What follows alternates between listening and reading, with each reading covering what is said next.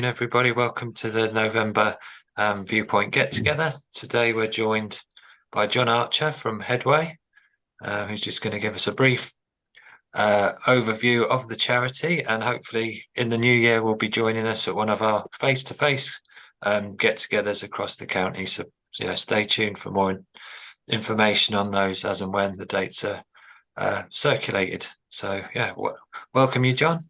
Thank you, Stephen. So I'll give you a quick overview of what Headway's about. We're a small charity based in Hertfordshire, looking after the people who are have suffered from or are affected by an acquired brain injury. So there's the first bit of technical. So an acquired brain injury could be you've fallen off your bike, you've slipped up in a swimming pool, you've had a car crash. There might be some unfortunate people that might have attempted suicide and they've now have what's called a hypoxic brain injury, where the brain has been starved of oxygen. It's left some residual damage.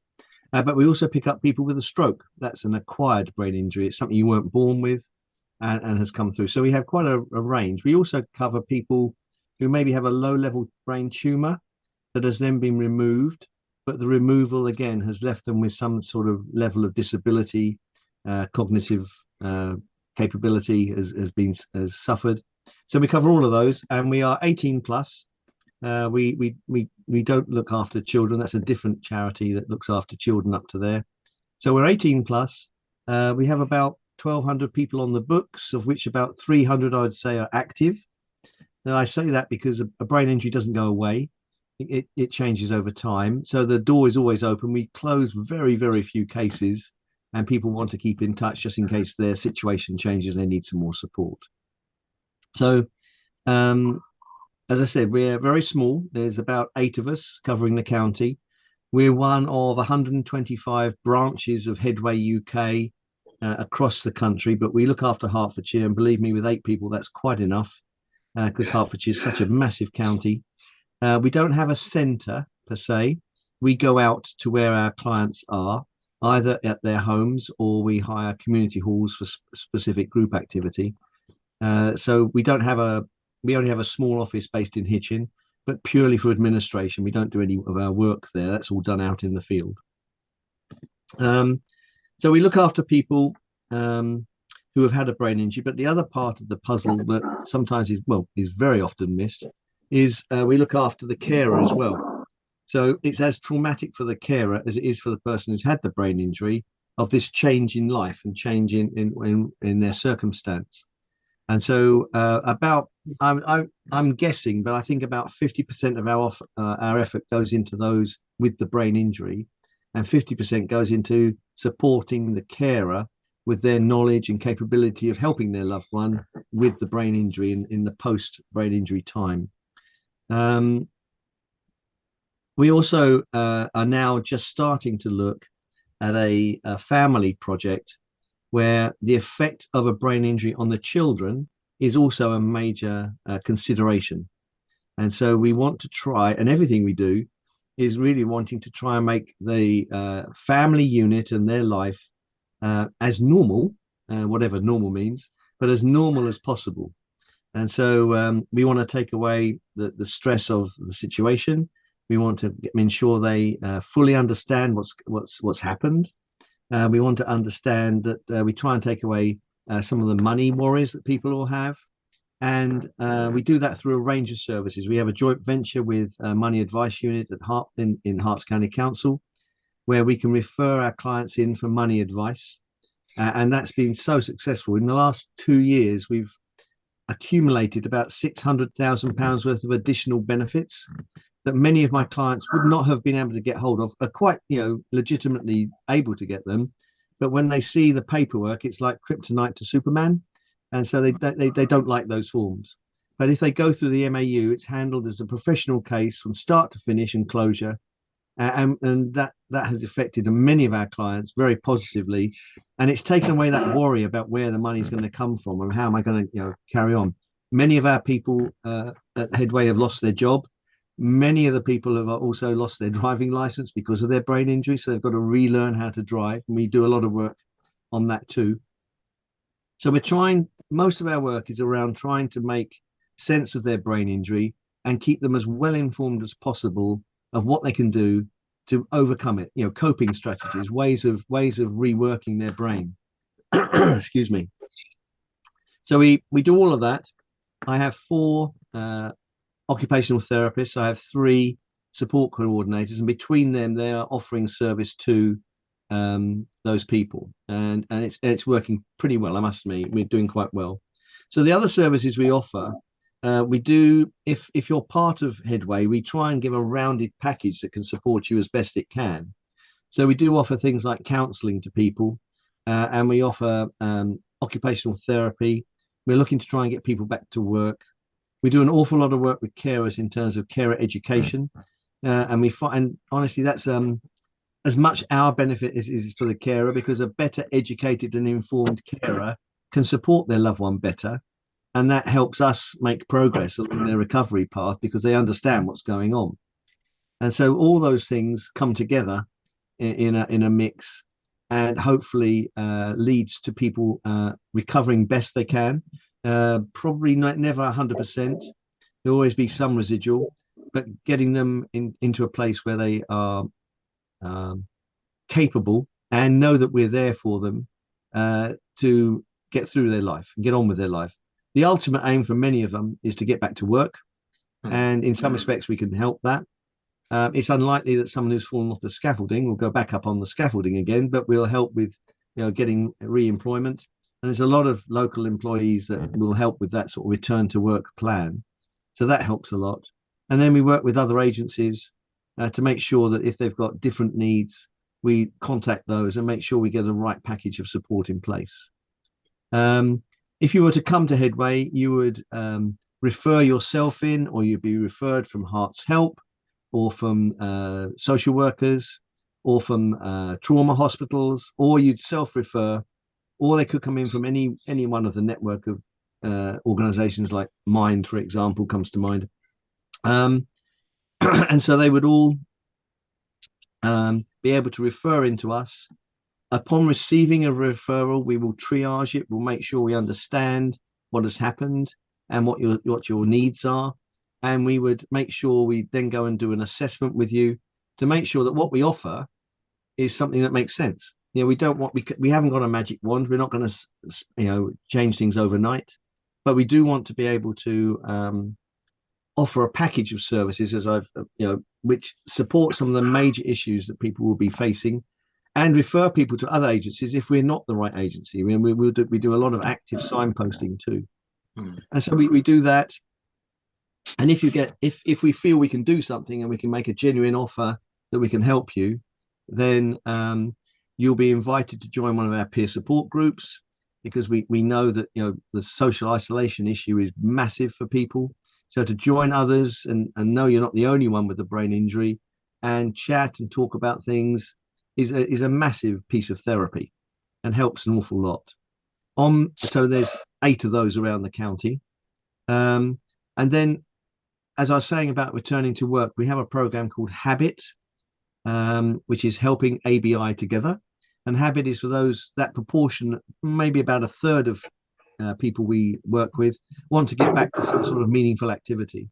So our occupational therapists will do a set of those on Zoom and then support those with one-to-one visits at home. And that gets people prepared. They set their own targets and they work towards them. And hopefully that means they'll get to where they want to be over time. Tiny steps, don't want to fall backwards. So small, gentle progression is what we're looking for, rather than massive change. But we'll go at the pace of the client and hopefully get them back to work. So we offer that.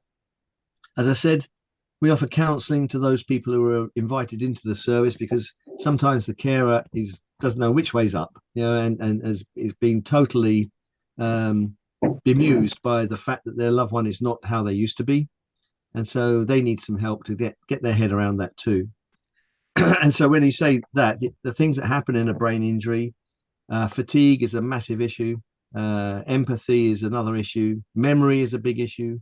Also, their sort of cognitive and executive functions of their brain, making good decisions. All those things need to be addressed. Organization is another one. So we try and help people get their life back on a sort of a steady basis. And we've been doing that for coming up for 20 years. I've been in post for 7, and we are doing I think, some very good work. Yeah, sounds good. If people want to refer to us, they can go onto our website. I'll be sending a presentation to Stephen after this talk, and he can send that out wherever you like, or post it wherever you like, Stephen. It's a PowerPoint presentation, which I didn't want to bore you all with today, but you can take your time looking at that. And if you know anyone who has been affected by a brain injury, either a traumatic brain injury or a stroke, please get them to get in contact with us.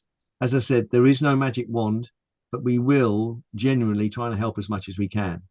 From a funding point of view, we're a very small charity. We're about a £300,000 a year charity, and about a third of that comes from Herts County Council, which is great, and the other 2/3 we have to raise ourselves, and we've been quite successful at that over the years. We try not to put massive marketing budgets in place. Our money is to be spent with our clients to make their lives better, and so sometimes awareness is an issue, but we'll do whatever we can to sort of bang the drum for Headway Hertfordshire whenever we can, and make sure people know we're there. I still feel there's people in Hertfordshire that don't even know we exist, but we'll work on that. So please bang the drum for us wherever you can.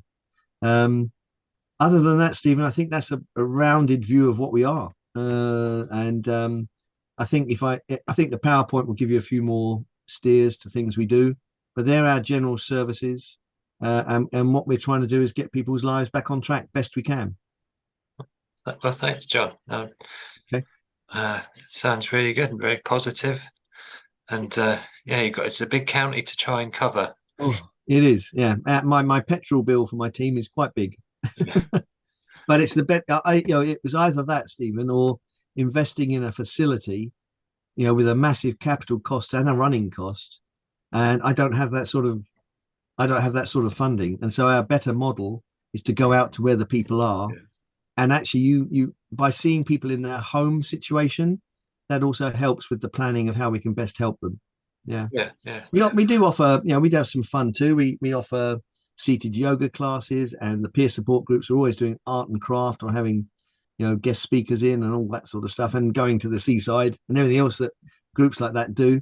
So we try and have some fun and not try and get bogged down in the brain injury. We understand that, but all my people are hugely brave and are looking to make a real recovery. So it works quite well for all of us. Yeah. And Excuse me. the peer support groups you mentioned, Yeah. There's 8 of those. Yeah. The county. How often do they meet? Or Some meet weekly and some meet fortnightly. Most are moving towards weekly, and they're in North Herts, they're in Stevenage, Welling, Watford, Hemel Hempstead, Hertford, and there's another one I've forgotten, but there's a few others. But they meet up quite regularly, and people are invited into that as part of the assessment process as to what's going to make a difference to their lives. Yeah, and they can come along on their own so that their carer can get some respite. Yeah. Or they can come with their carer. We're quite open to all of that. So some groups tend to be just the clients, and some groups tend to be client plus carer. But that's an open issue, and we're open to any of that. And what kind of training are they provided? So if someone wants to progress from attending one of these groups to becoming a peer support worker, are there opportunities? For peer support, yeah, I've got about a dozen solid volunteers that help run those groups, but they're overseen by one of the support coordinators. So I have 3 cutting the county into north, central, and south, and they look after the groups in their area. And then we just plan activities sort of 3-6 months ahead, and make sure the groups are interesting. And to be honest, the groups are run by the group rather than us. in as Yeah. much as they say what they want to do. If they just want a cup of coffee and a chat, that's fine. But if they want something a bit more stimulating, then we'll organize that.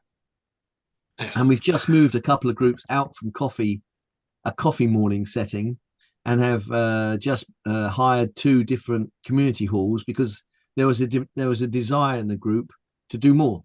Yeah, and so and you can't do that in a coffee shop. I Yeah. can't start doing stained glass painting and all that sort of stuff in a coffee shop. So we need somewhere where we can get messy. Yeah, and that's what they want to do. So the agenda of each of the groups is actually driven by the group. We don't dictate anything. We then facilitate. Yeah.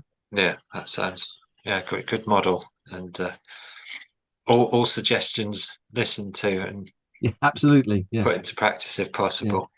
Stephen, I'll send you, or shall I send it to Jamie Ellen? Have you What's the best route? you I'll can get it into yeah, you. All right. yeah, I just wonder what are maybe the top 3 challenges that the service users face. You mentioned Service users, I think, finances. one is that social isolation. If they get locked into not getting out of their chair and not re-engaging with people, which is a possibility, I think that's a major negative effect on their ability to recover. Yeah, so getting out there is one thing. The second is, I think, a lot of them don't handle organization of their life. Yeah, and so that can get very messy. That again is a negative in terms of making progress along the path to recovery. But I think, and also I think the third thing I'd say would be that when carers involve themselves in the whole process of recovery, when the carer is involved, then that makes things so much easier. So our carer education sessions are very well attended. They are incredibly positive, and the feedback from that is that makes a difference. Yeah. Okay. Okay. Shall I go and send that thing to you? Yeah. Have you got my email address, or I think I can find it. Yeah. it's just Don't worry. Steve? Yeah. I mean, if you send it to Jamie, and she can always forward it on to me anyway. I'll do that. I've And then got Jamie as info at Hearts Viewpoint, so I'll send it there, yeah, and then it'll come in, and then you can distribute as you like. All right. and once we today's the last day that we're polling people on where they would like the Yep. face-to-face meetings to be held.